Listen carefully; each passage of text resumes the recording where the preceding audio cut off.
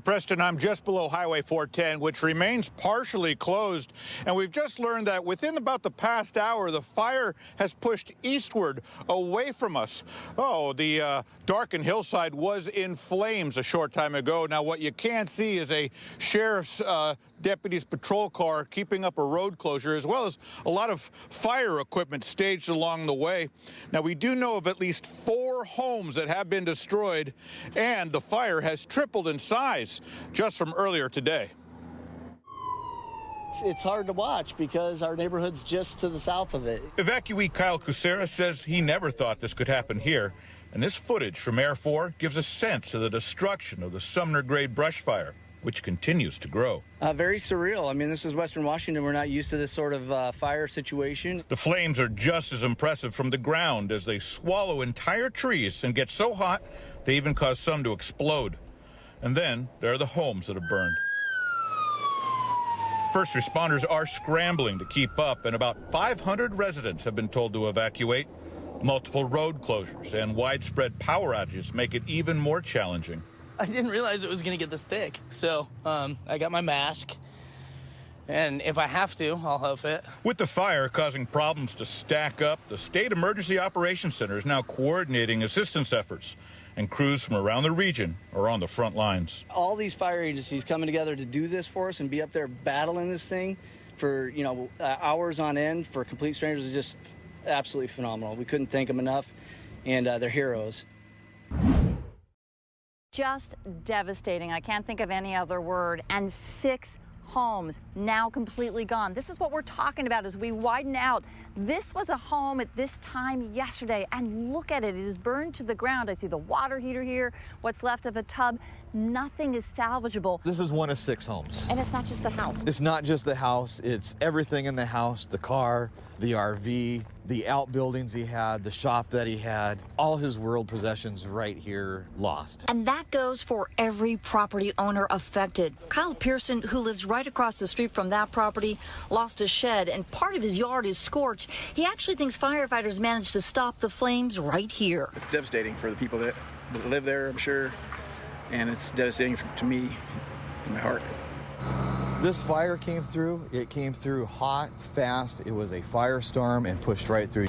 When it was finally under control, 100 acres and everything in its path gone. When I looked out, I saw a big orange glow behind these trees. The fire marshal's office told me it's likely when this tree landed on power lines, they sparked the fire. Most neighbors were like Kyle. They didn't have to be asked to leave. They self-evacuated. The fire and the high winds were just too unpredictable. It took all night and the help of multiple agencies to get the fire under control. 100 people in all evacuated, all of them safely, and not one person hurt. But so many today left with nothing but their determination and resilience. People that live out here, they'll be back.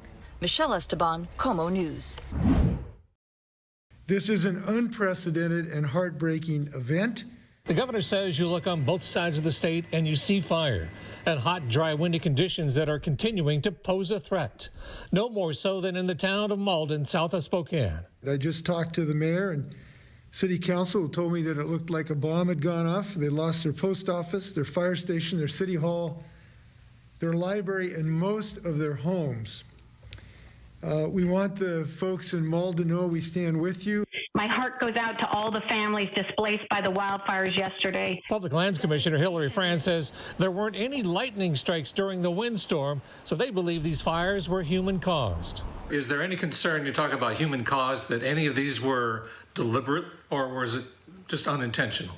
We right now don't know enough. I mean, and that's not unusual. It usually takes us a bit of time for us to do the full investigation. Obviously, our first paramount responsibility right now is getting control of these fires and putting them out. This is not your old Washington. We now live in a climate change world, and this vegetation, which used to be had a little humidity in it, just doesn't have it anymore. So it's much more explosive and incendiary. Keith Eldridge, KOMO News. Some tense moments tonight, Preston, when demonstrators marched away from this light rail station. They were about 300 strong. Their destination, the police union building, but they were only there for a few minutes before the confrontation turned violent. chants outside the police guild quickly gave way to the sound of explosions as officers tried to move in and arrest several demonstrators. Police released this body camera footage where they say an officer was assaulted.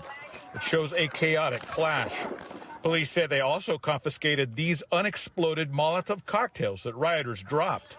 Another video police released shows how these weapons were being tossed in the streets as the group was being pushed back from the Seattle Police Guild building. We are in that building, and we have to worry. We know people have been followed home. Jim Fuda of Crime Stoppers says the restrictions on crowd control weapons leaves officers with fewer options when confronting riots like this. What happens when that goes away is you have batons, fists, and God forbid the firearms. Protesters told KOMO News they were demonstrating peacefully when officers moved in to clear them, though no one was willing to go on camera.